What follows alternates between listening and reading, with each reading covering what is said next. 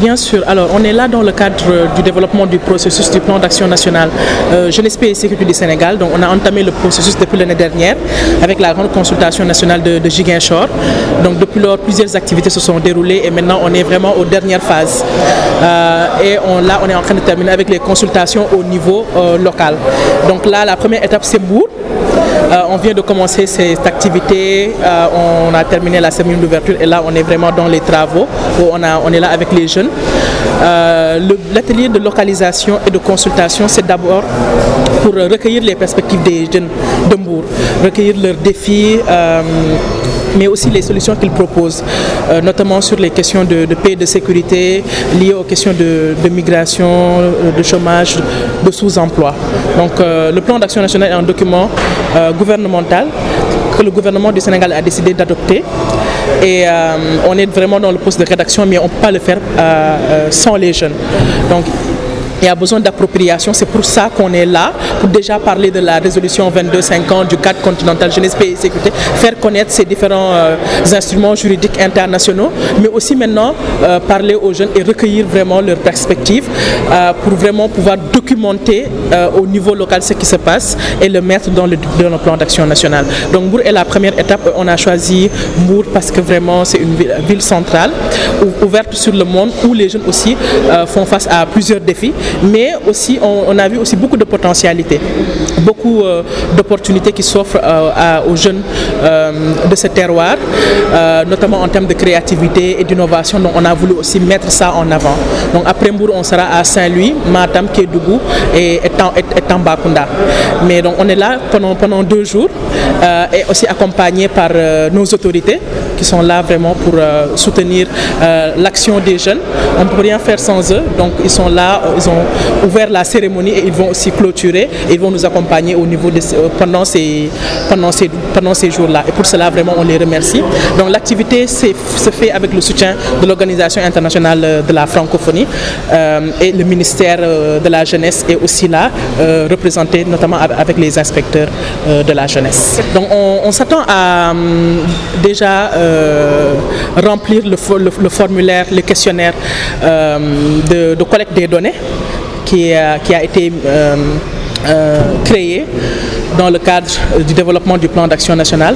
On s'attend à beaucoup de travaux de groupe pour recueillir non seulement les défis, les challenges, mais aussi les solutions et les innovations qui sont proposées. Et ça, ce sera capturé dans un plan d'action local, jeunesse, paix et sécurité, qui est contextualisé seulement pour Mbour.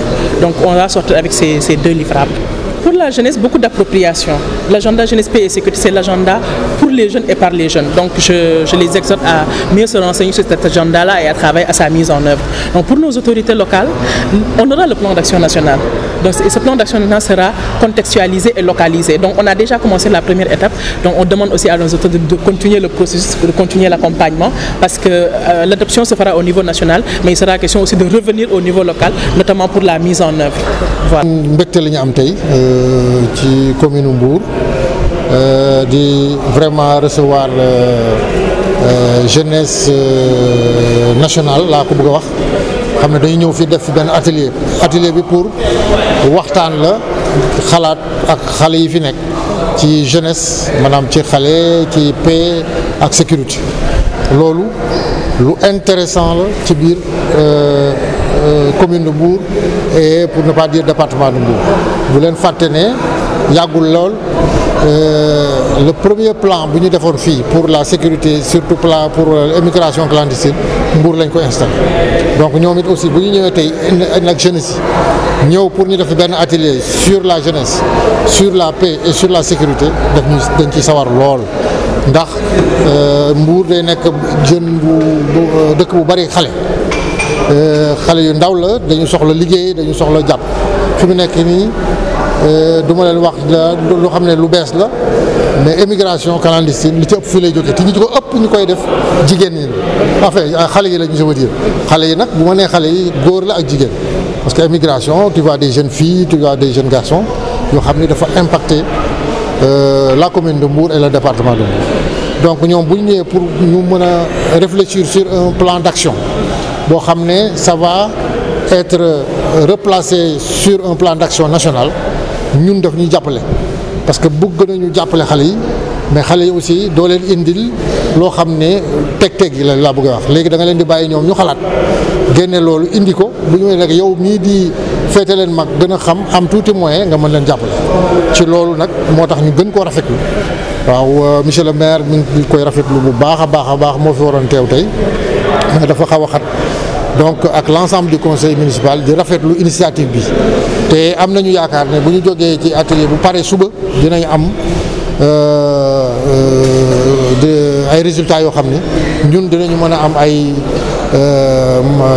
jumtukaay yoo xam ne dinañ mën a taxawu xale yi ba yenn yu bari dootu leen mën a